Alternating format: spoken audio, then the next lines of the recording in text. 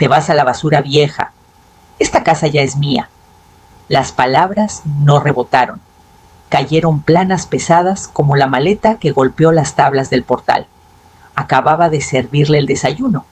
El sartén todavía humeaba. El café no se había enfriado. Ni siquiera lo miró. Jairo estaba en el umbral, celular en una mano y rabia en la otra. La puerta se cerró de golpe y el vidrio lateral tembló.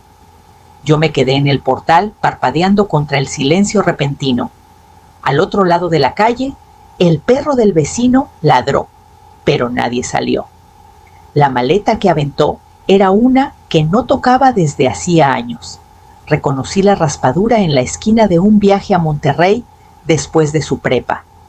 Estaba medio cerrada, como si alguien la hubiera empacado a las prisas, sin saber dónde guardaba mis suéteres. Mis dedos apretaron las llaves de la casa. Temblaban, no de miedo, sino del peso de todo. Miré las tablas del portal que pinté la primavera pasada. Jairo no ayudó. ¿Estaba muy ocupado? Yo lo hice de rodillas con guantes viejos y una brocha barata. Ahora crujían bajo mis pasos mientras recogía la maleta. Adentro aún se oía su voz brillante ensayada. Sí, ya la saqué. Cerramos el recorrido el lunes. Pausa. No va a volver, me aseguré. Me di la vuelta antes de que me viera. El viento me jaló el abrigo mientras bajaba el camino pasando el arriate que sembré de cempasúchil ahora lleno de maleza. Al final de la calle me detuve. La casa se alzaba bajo un cielo gris y bajo sus ventanas mudas ajenas. Ya solo un edificio, no un hogar. Ajusté la agarradera de la maleta y seguí caminando hacia el coche, que había dejado 3 casas más allá por si acaso. No me fui lejos. A las afueras de Saltillo hay un motelito que recordaba de años atrás, de esos con letrero neón que parpadea y lobby que huele a café recalentado. Me registré con mi apellido de soltera, por costumbre, más que por miedo, y pedí cuarto al fondo. Menos tráfico, menos ojos. Ya adentro dejé la maleta con cuidado. No traía mucho, lo justo para probar que no lo había planeado, aunque tal vez debí. Saqué mi libreta vieja, la que usaba cuando llevaba la contabilidad de los vecinos. La tapa estaba rota, pero las hojas crujían. Empecé a escribir cada pago de la hipoteca, cada renovación del seguro, reparaciones del tejado, mejoras de plomería, recibos del predial. 34 años de vida en columnas ordenadas de tinta negra. No lloré, solo sumé. Los números no mienten. El celular vibró. Lo dejé sonar 2 veces antes de ver. Buzón. Oye, ma, te pasaste, no, la casa ya está a mi nombre. No tienes que armar este show. Miré la pantalla hasta que se apagó. Me había dicho que los papeles eran para un crédito del tejado. En la cocina sonriendo como si nada, solo para bajar la taza. Firma aquí. Y firmé. Ni siquiera pedí copia. Abrí la laptop, me conecté al wifi débil del motel y busqué los registros catastrales del municipio. Los dedos flotaron sobre el teclado. La respiración se me cortó cuando cargó la página. Ahí estaba una escritura de renuncia presentada hacía 3 meses. Jairo Nájera, beneficiario. Mi nombre borrado. Cerré la laptop despacio. Abrí la maleta y saqué la cajita de lata que no tocaba en años. Adentro, la escritura original sellada y notariada. Acta de matrimonio, testamento de mi esposo, su pluma fuente todavía tapada. Los puse sobre el escritorio uno por uno, como poniendo la mesa para alguien que nunca volvería. Luego volví a tomar el celular. Esperé hasta media mañana y regresé. El coche de Jairo no estaba, lo sabía. Mantenía su rutina aún jugando al villano tenis, los martes citas por la tarde. Estacioné a 1 cuadra como antes y caminé el resto en silencio. La llave de repuesto seguía pegada detrás de la caja eléctrica. No había cambiado cerraduras. Todavía no. La puerta trasera se atascó como siempre. Adentro todo se sentía más frío, como si las paredes se hubieran apartado del piso. Mi abrigo rozó la silla del comedor donde antes tomaba café y resolvía crucigramas. Ahora estaba polvorienta, arrinconada. No me quedé mucho. Crucé el patio hacia la bodega. El pestillo de madera gimió al abrirse y subió olor a tierra húmeda. En el fondo, bajo una tabla floja, saqué el destornillador que llevaba en el bolsillo y levanté el entarimado. El sobre seguía ahí, envuelto en plástico, tal como lo dejamos. Lo saqué a la luz y me senté en un balde volteado. Adentro estaba la copia de la escritura, fechada, sellada, notariada, pero esta tenía más que mi nombre. A media segunda página estaba la cláusula que mi esposo añadió años antes de que yo entendiera por qué. La ocupante del Filia Nájera conserva derechos de residencia vitalicia independientemente de cualquier transferencia posterior de título. Lo leí una vez, luego otra. La tinta no se había borrado. Sonreí apenas. Jairo había borrado mi nombre en un formato, pero no en la ley. No leyó la letra chiquita. No sabía lo que guardaba bajo el piso, lo que preparamos en silencio. Guardé el archivo en mi morral, cerré la bodega y me fui antes de que cambiara el viento. De regreso a Saltillo, llamé a la oficina del registro público. La señora del teléfono se tomó su tiempo, pero habló claro. Sí, señora, esa cláusula sigue vigente. Seguí manejando, directo con quien podía usarla. La oficina de ayuda legal olía a libros viejos y cera de piso. Me senté frente a un joven de traje azul marino, demasiado tieso para su postura. Se presentó como Damián, recién egresado seguramente, pero escuchó de verdad. Puse todo entre nosotros, la escritura con mi nombre, la falsa con el de Jairo, la cláusula de mi esposo, los estados de cuenta marcados y una línea del tiempo escrita a mano. Damián leyó en silencio, pasando hoja tras hoja. Sus cejas se fruncieron. Esto no es solo enredo, dijo al fin. Es fraude. Punto. Presentó una escritura de renuncia falsificada e intentó tomar control de una propiedad que legalmente sigues poseyendo. Esa cláusula hace la casa invendible sin tu firma. Exhalé largo y lento. No decía nada que no sospechara, pero oírlo en su voz, un hombre joven, filoso y seguro, lo hacía real. No pueden desalojarte, siguió. No tienen título completo. Tú tienes posesión. Esa es la palanca. Asentí. Entonces quiero 3 cosas listas. Chasqueó su pluma, listo. Primero, revocación formal de cualquier poder que nunca firmé. Segundo, notificación de embargo del título. Que no lo intente otra vez. Tercero, carta a la gente con quien trabaja. Que sepan que están metidos en fraude. Me miró impresionado. Hiciste la tarea. Guardé registros, dije simplemente. Él nunca pensó que los necesitaría. Serviremos todo antes del fin de semana. Me ofreció acompañarme a la salida, pero le dije que encontraba la puerta sola. Afuera, el cielo seguía nublado, pero mis pasos se sentían firmes por primera vez en días. En mi bolsa, doblados con cuidado, los primeros pliegos limpios de este nuevo capítulo. Nombres, fechas, plazos, todo en un idioma que Jairo nunca se molestó en aprender. Me encaminé a la parada del camión ya pensando qué más habría intentado quitarme. Pasaron 2 días antes de que el número de Jairo volviera a parpadear. Miré hasta que dejó de sonar, luego escuché el buzón. Su tono era miel sobre vidrio roto. ¿Ma dónde andas? Podemos arreglar esto. No tienes que hacer las cosas feas. Esperé al bip, llamé de vuelta y dije solo 4 palabras. Revisa tu correo, Jairo. Eso fue todo. Para la tarde, los mensajes empezaron a caer, uno tras otro. El primero confundido, el siguiente, a la defensiva, al quinto, ya escupía entre dientes. ¿Qué hiciste? No puedes deshacer papeles. Ese abogado no sabe nada. ¿Me estás arruinando? No contesté. Ni siquiera escuché todos. Los dejé amontonarse, una voz enojada sobre otra, hasta que el celular se quedó callado. Esa noche estaba junto a la ventana del motel viendo resbalar la lluvia por el vidrio cuando volvió a sonar. Número desconocido. Casi lo ignoré, pero contesté por costumbre. Señora Nájera, voz nerviosa. Soy Elías. El agente que representa a su hijo. Solo quería, disculparme.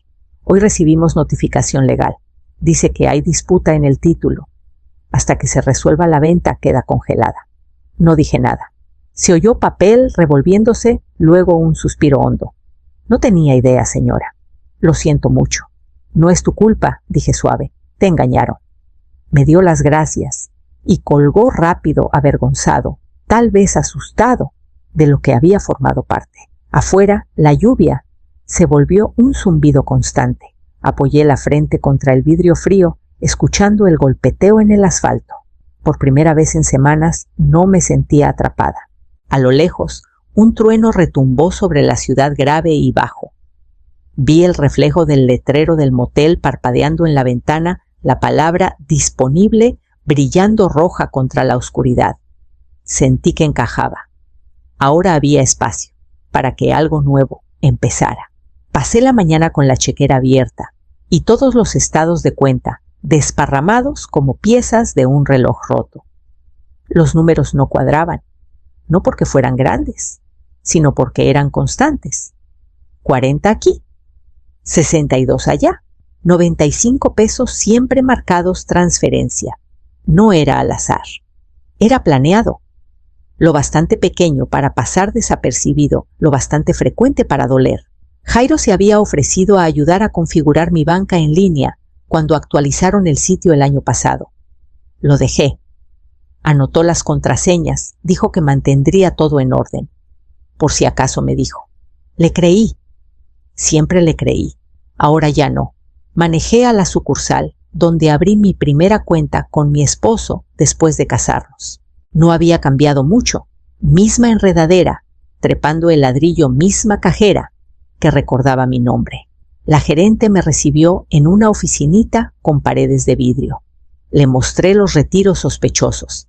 Imprimió el historial completo. Cada retiro coincidía con los días que Jairo pasaba a checar. Preguntó, ¿desea congelar la cuenta? Negué con la cabeza. Todavía no. Déjelo intentar otra vez. En cambio, abrí una cuenta nueva con mi apellido de soltera. Transferí casi todo. Dejé lo justo para mantener la vieja activa y activé alertas automáticas para cualquier acceso o movimiento. De vuelta en el motel, me preparé un té y abrí la laptop. Desplacé fotos. Mi esposo en su taller, sonriendo sobre tostadas quemadas en nuestra cocina vieja frente a la casa que Jairo ahora intentaba vender. Entonces llegó la notificación. Intento de acceso no autorizado. Marcado. Registrado. Miré la alerta, sentí la calma posarse como niebla de tarde. Sin pánico, solo confirmación. Cerré el navegador y miré la única foto enmarcada que traje. Los dos en el portal, descalzos, antes de que la pintura se desgastara y empezaran las peleas. Susurré al vacío, te tengo. Y abrí mi cuaderno, otra vez lista para el siguiente nombre. No era mi intención pasar por ahí. El camino al juzgado me desvió por calles conocidas, y sin darme cuenta, ahí estaba, a 2 vueltas del lugar que antes llamaba hogar. El letrero era imposible de ignorar. Venta pendiente. Cancelada en rojo bold, sobre el cartel clavado en mi jardín.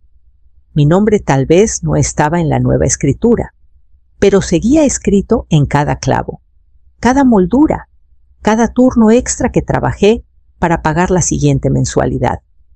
Jairo estaba en la banqueta con la misma chamarra gris de mi último cumpleaños, cuando dijo que estaba muy ocupado para quedarse al pastel. Ahora discutía con una mujer de tacones demasiado altos para esa acera.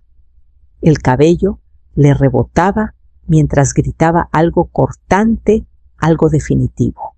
Se dio la vuelta y se fue rápido, llaves en mano. Él aventó el celular al césped como si eso revirtiera el daño. Estacioné a una cuadra motor en ralentí, manos todavía en el volante. No me moví hasta que ella se fue y Jairo desapareció adentro. Se veía más chico. No solo por la distancia. No toqué. No quería pleito. Quería silencio. 2 horas después, llegué a la cabaña de Mayela, junto al lago de Chapala. El cielo se abría más ancho ahí, y el agua nunca corría. Mayela abrió sin decir palabra, solo se hizo a un lado. Dejé mi mochila laptop y carpeta de documentos. Todo lo que saqué de esa casa, salvo el dolor. Nos sentamos con té. Le conté todo. Cada mentira, cada rastro de papel, cada llamada que no devolví. No jadeó ni negó con la cabeza.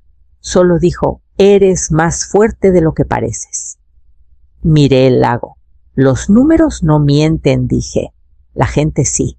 Me volvió a servir sin preguntar. Tomé mi té y me acomodé junto a la ventana como en los moteles, pero esta vez con alguien cerca que entendía que silencio no es rendición. La superficie del lago no se arrugaba.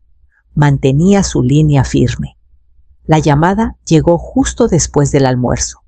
Acababa de servirme la segunda taza de café, cuando el nombre de Damián iluminó la pantalla. El juzgado aceptó la demanda, dijo.